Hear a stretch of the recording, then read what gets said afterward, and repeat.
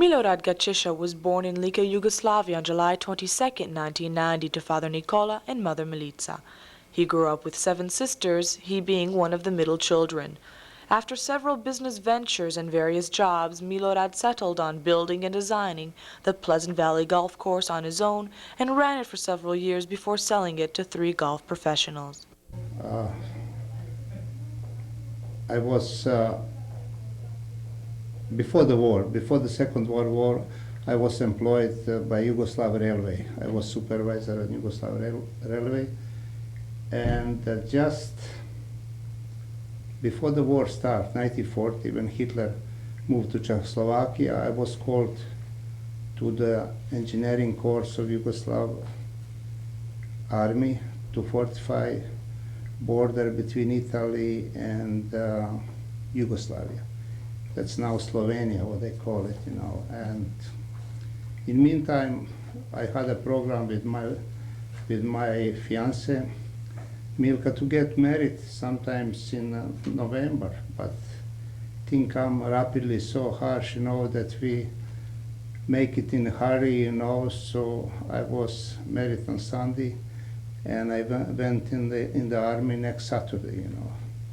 So my honeymoon was only 4 days, 5 days, you know. Mostly was crying mother, and all her family was thinking that I'm done already, you know. So I went on the border, you know, and I was in 4th Battalion of Royal Engineering Corps, and we fortified the border, and everything was quiet for November, December, January, February. In March we saw already that Hitler is going to hit Yugoslavia. And Hitler did it in 6th of April. So we start demolition. What we've been fortifying, we start demolition, you know, and finally we retreat to Ljubljana. And in Ljubljana, you know, was split up of nationality of Yugoslavia, Serbs, Croats, and Slovenian. Everybody went different part, and Yugoslav army ceased to exist, you know. So that was a long way from my home, and I tried to get somewhere closer to my home, you know. And after the struggle of 1 week, I come back to my family, and in my little village or little town, Gračac, already was Italian, Second Army of Italian, was about 30,000 people, and, you know, a lot of Italians come in, you know, rushing in. So from there, we start uncertainty. Was we never had quiet night to sleep, you know, because you can see strife between the Serbs and Croats, Germans, Italians, and everybody come on the Serbs, and now they pushing Croats, you know, they start, and after 1 month start massacre of the Serbs. From there, I lost 14 members of family in 6 weeks. I didn't have a gun yet, you know, so after that, take a gun or get killed. So finally, I secured the gun through one Croatian fellow, because Serbs don't have guns, you know. Mostly army left the guns in Croatian places, you know. So I give him about 400 kilogram of corn, and he gave me gun and 100 round of ammunition, because he didn't have nothing to give eat to the family, you know. That mostly things was like that. And from there start my tragedy, civil war. I lost 14 members of family, and left and right till 1944. Fighting was all over constantly. We had first Italian, Germans, Croats, Hungarians, now coming Tito with partisans, because I belong to to Democracy Front of General Mihailovich. And somebody call us freedom fighters, somebody call us Chetnik, somebody call us Yugoslav army, what's left in the mountains, you know. Different approach, different people, you know. So in 1944, when Russians come with the troops across Danube River in Serbia, we saw that they go in encircle us, you know. And Tito didn't have a mercy for us, you know. So we start retreating from my place, and we all division, Dinarska divizija. We went to Slovenia. In Slovenia we stopped about 2 or 3 months close to the Goricija, close to the Vipava Dolna. There was nice people, friendly people. And end of the war was pretty close. We have contact with the British 8th Army because that was their sector of the theater, you know, for the Germans was fighting on the River Po in Italy. So we did it a little bit spying for the British 8th Army, you know, and we used to go on the hills to see how is Germans merchant navy or any navy moving in Adriatic Sea coast and these things, you know, what troops coming in, what's coming out, sabotaging a little bit here and there, you know. So in that went through the months April, and end of April we retreat close to the British 8th Army. We met them in on the river Socha, place is Gorica, you know, on May 1st. Last battle with Tito's partisan was over there. We had about 200 or 300 wounded people, you know. We couldn't, because that time haven't been any motorized cars or anything, you know. You carry the wounded brother or sister, you carry him on the horse or donkey. So across that we went, and finally New Zealanders troops come first. We contact them first. And they divided us, you know, us and partisans Titos, you know, and so from there we went to the Italy in camp. That was my short story for the... And so how did you end up coming to Canada? Well, that's a long way to go, yeah. I was in Italy for 1945, 1946. And Italian government been pushing, because was a lot of us ex-royal Yugoslav army, because now our king and all government, legal government of Yugoslavia was demolished, and power went to the Tito, to the communists. So we've been working with the British 8th Army. Sometimes we used to guard airfields, sometimes we used to guard some objects, you know, for them. And from, I was stationed in Naples, you know. In Naples I was about 14, 15 groups of Serbian people, you know. So I was welfare officer for them, you know. I used to see sick, wounded, and bring them to hospital, move him from one place to another, and be ready to help the priest. We had 6 priests, you know, to organize the liturgy every Saturday in different places, you know, so that people come to. That was my duty, you know, for that. From there, they pull us back to the camp, and I went back to the school, you know. I went back to the. I was always hoping that I will finish my technical schooling, you know, but no chance, you know. So from there, from the down from Italy, they move us to Baltic Sea on the top of Germany, you know. It's close to the Danish border, you know. Over there was a different environment, rough, you know, winter, was different and people was different, you know. In Italy everything was warm, over there was everything cold, you know, cold completely, you know. So over there we've been about 10 months.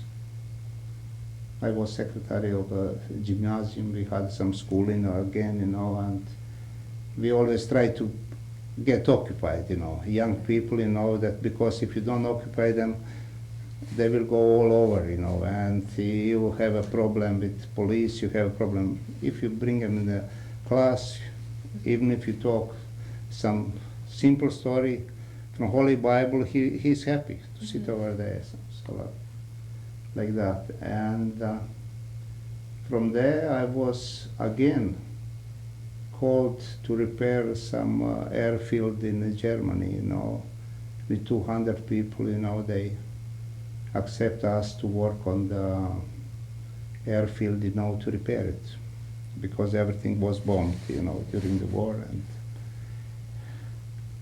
And that was lasting for a couple of weeks, you know, and finally come some sort of solution for us. You can go to work for, they call it European voluntary workers in Great Britain. So with that, my 200 people, 200 friends, I went to England.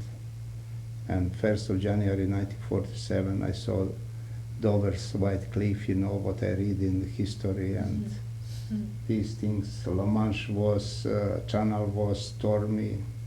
I throw everything, my mother milk was went in that water, you know, it was so stormy, you know, you couldn't hold your stomach, you know. So we went there and they put us to work. Somebody was accepted to coal mining, somebody to farming, some other to the construction companies and so on.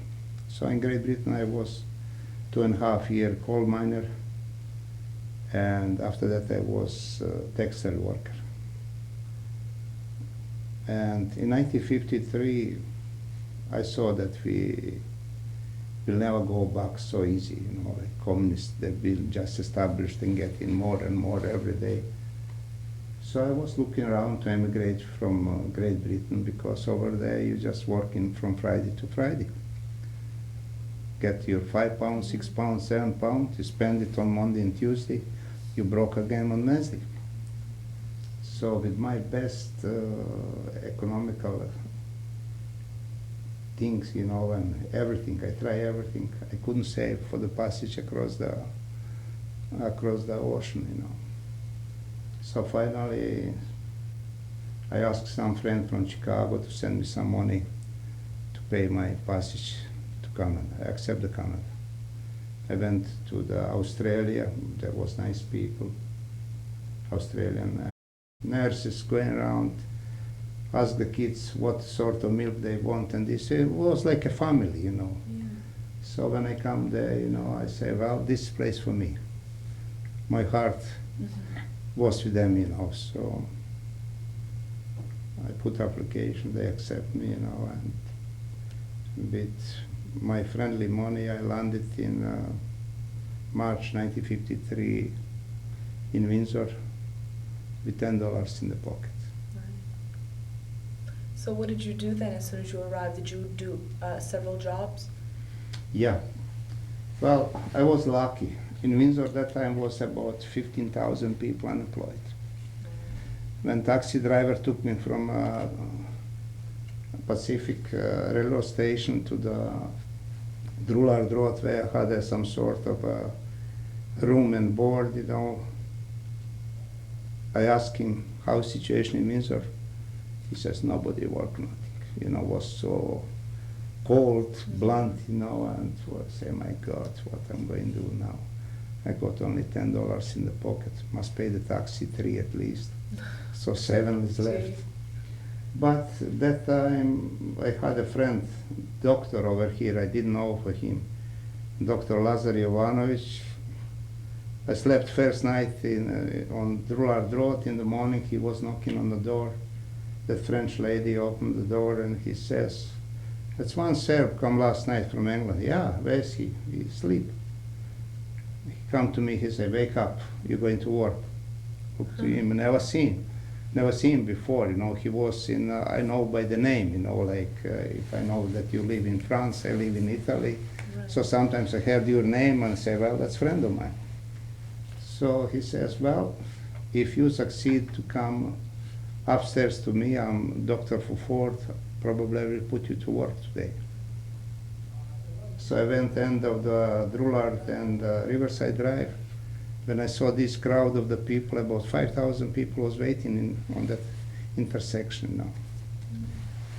I say, oh my God, what I'm going to do now, and I had English suits, everything, the best on me, you know, like English overcoat and everything, and I tried to, through that that crowd, come in front of that guard, was tall man. He says, he looked at me, he probably recognized that I'm from England. He says, when you come, flat upstairs, you know, on the right. So I come over there and I got job. So first day in Canada, I was working first day. Okay.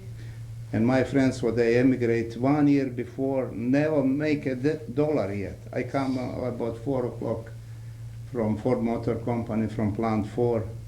They put me, you know, to put transmission together. Mm-hmm. I can read the blueprint, but I never was automotive worker, you know. So I come out in my new suit, everything, with the 363 badge on front. They look at me, are you crazy? I say, I work. First shift is done. You know, I come out of the Ford, and so that was my first job. And then after that, you've had a succession of other various jobs. So how did the golf course come about then? Well, I was working for Ford. Ford moved out, and I went to Duplate Glass. Duplate, after 8 years, so my work was very good company, you know, and I built first house from the Duplate, and that time in Windsor you work 3 or 4 months and you got 6 months off. Mm-hmm. Because auto industry was like that. They never been constant, you know, that you work 3 or 4 months, you prepare yourself for the winter or go to the tobacco field or something, make more money. So I went to tobacco field and I found that over days for 6 weeks, hard work, you know, you can get about $700. It was good money.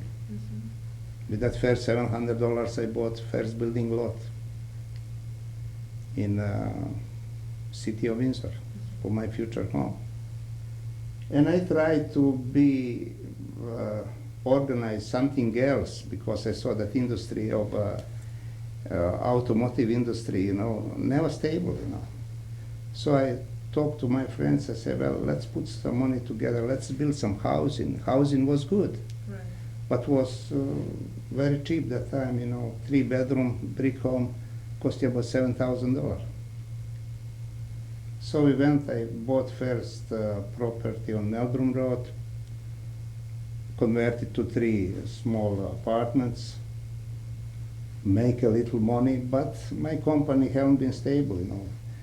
Everybody don't like hard work, you know, it's funny.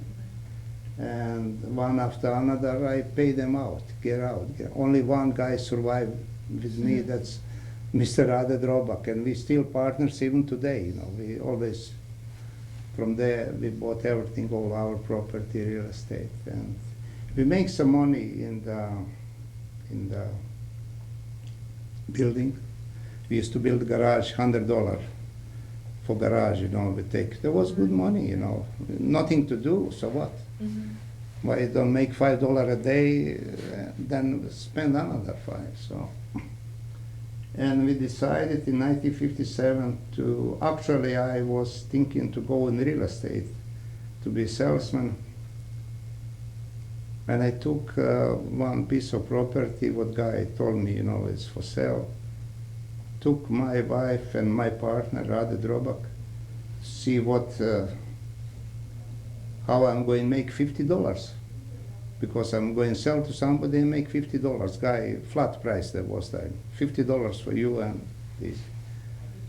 And they fall in love with that piece of property, my wife and my partner. I said, well, now we must fight for this. That because through that property went creek, Pius River, you know, and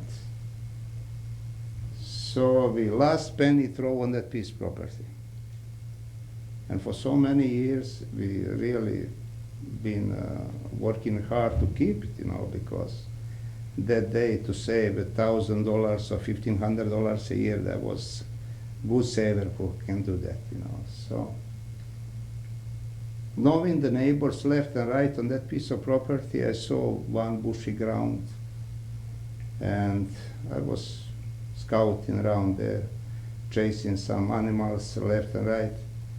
So I saw that rolling land. I said, well, God, that's, if anybody want to clear this or something, that's a beautiful place for the recreation and these things. And coincidentally, a friend of mine, one architect from Washington, D.C., come one day, I took him around, you know. I said, what do you think about what this property can be? He says, beautiful place for a golf course. So idea was there. And from there I was struggling for only 18 years to put that 9-hole golf course on the map, because I was a small investor. I put everything on the block, you know. I built a house, one house on the Ferndale Avenue, where was my first home, you know. And I put everything, my life insurance, my house, and everything was all papers. Bank take it before he gave me $200,000 to work for the golf course. So after all your hard work in putting forth, can you say that you were happy with your decision? Yes, yes, yes. I'm very happy, because that's my tombstone, what I call it. You know, it's going to be staying after I'm gone. You know, my oak trees and everything what is over there. You know, that's going to be last salute for me on this earth. You know, so I like it. My family.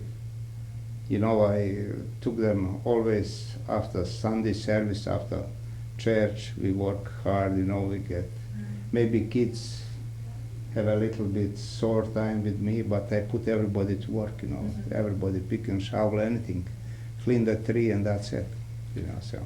Does your family still take care of the golf course, or? No. When I been working on golf course, and Duplate moved out, Duplate Glass moved out factory, and I got temporary job through some friends on General Food. General Food moving out from Windsor.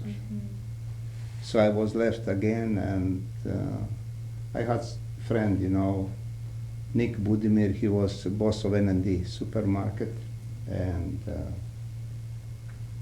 he told me long time, you should work with us, and I was speaking 2 or 3 languages, German, Italian, and all these things, you know. And in business, you need, if you greet the guy with a native language, you know, it's different, you know. You feel all just glue right away, you know. So when everything is gone, I come one day to Nick. I say, Nick, General Food is going to Australia, and can you take? Yeah, I take you. Come next Monday. So I spent with N&D 27 years. And what was your job there? I was starting like a clerk, and I finished like a manager of one shift before I retired over here in East Town. You know, so I met many friends over there, still enjoying that friendship. Many workers. Like young guys with high school, I put them probably 3,000 of them working with us in summertime. We try to teach him, to discipline him, to see all the mischief. So I have many friends now, lawyers, doctors, policemen. Everybody was working for N&D, and that was good thing. That was his first job, you know. So this in school, and wonderful kids. Wonderful kids, you know, and I was so happy to work with young people, you know, and Well, we chase each other. I was sergeant in the Royal Yugoslav Army, and they always call me you harsh. I say somebody must be harsh, and somebody must teach you. I'm walking one line, you walk in another. So don't come in front of me. So it was a lot of fun. Of fun. So now, who takes care of the Pleasant Valley Golf Course now? Right now, three professional, Hambleton, and lady McAvoy, and one young girl, she's professional golfer, and another guy, McKelly, something like that. They're all three professional. I give him chance, to buy it because I went sick in 1988, and everything falling apart. So I come back, put in order, and put on market. So they come. I give him chance. So when did you start then the job at NND? Was it at the same time that you had the golf course? No, I was working. That was my second shift.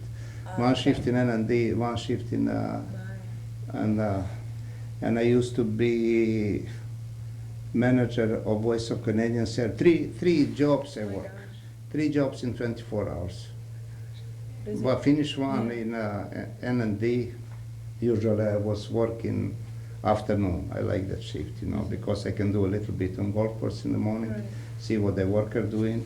I can run in the printing shop, see what article they printing, what they pasting up, because we give weekly Serbian newspaper for 40 some years went in Windsor. So I had a rotating job like a monkey, go from one to another. But it was interesting. Oh, for sure. When I get sick with one, jump in the car and go in another, So that was my sort of job. Now you brought some things with you. Explain what you brought. Well, I brought you, this is new from the, first thing, this old club, what's in 1930s, you can see wooden shaft over here. And that was used in 1930s. Wow. This club I got from when I opened my golf course over here, and Little River Golf Course used to be run by Daisy and Isidor Ralatić. And they've been Serbian too, and they give me this for souvenir. Oh. So say that's our lucky stick, Yeah. So that was from 1930.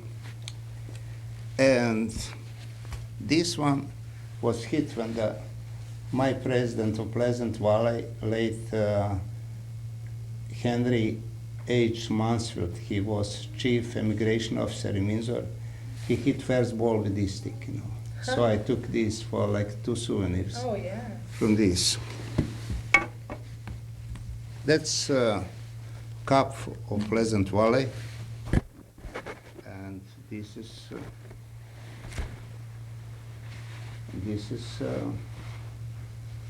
Nice sweatshirt for Pleasant. yeah. So how successful is it right now? Good, very good, very good. Everybody's happy. People love it. They're still improving. Golf course is never finished. I finished first phrase, first beginning. Now you come in where you beautifying, where you put in more in the house. First you bought a stove, fridge, and bed. After that you put in so much, So that's same thing, and I do, right? And I'm happy. And now going to the other part of your life, your family. How did you meet your wife and then your children? Oh, my wife, I and my wife, we know each other from the high school. And we've been sweethearts for a long time, 52 years. Wow.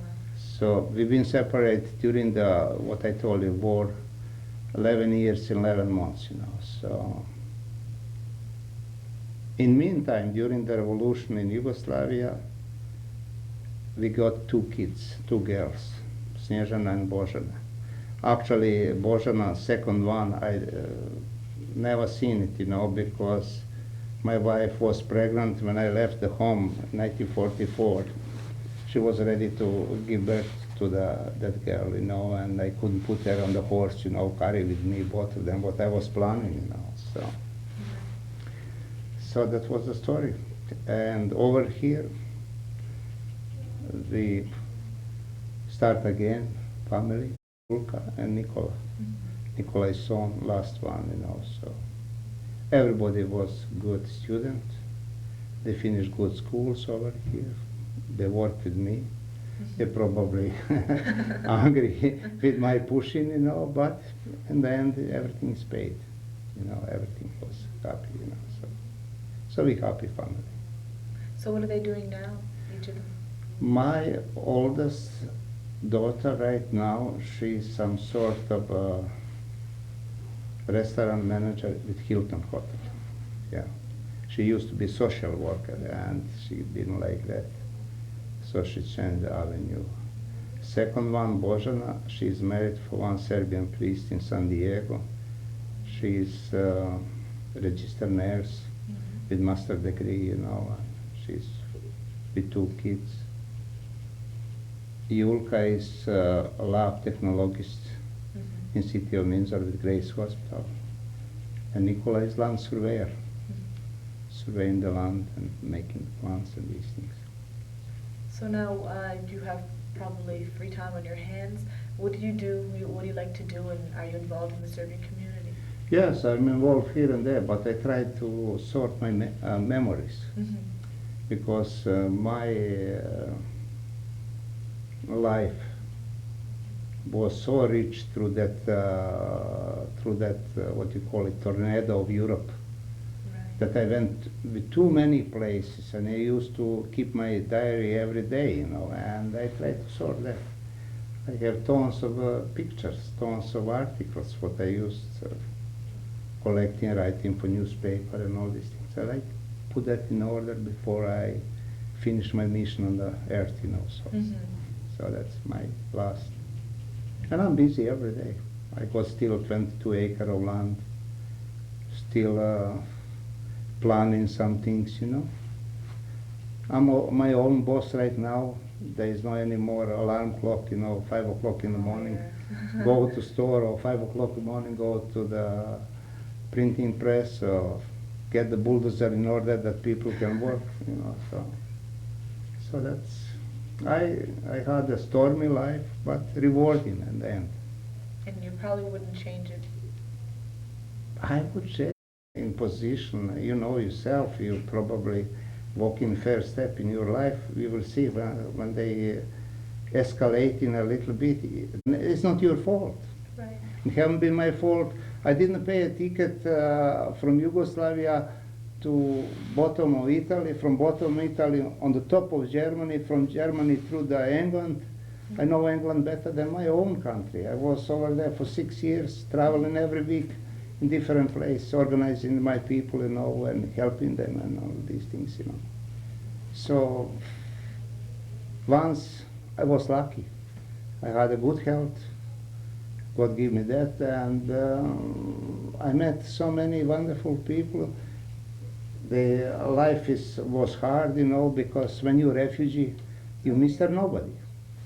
You know, when you're a refugee, you Mr. Nobody. Everybody playing with you like with a doll.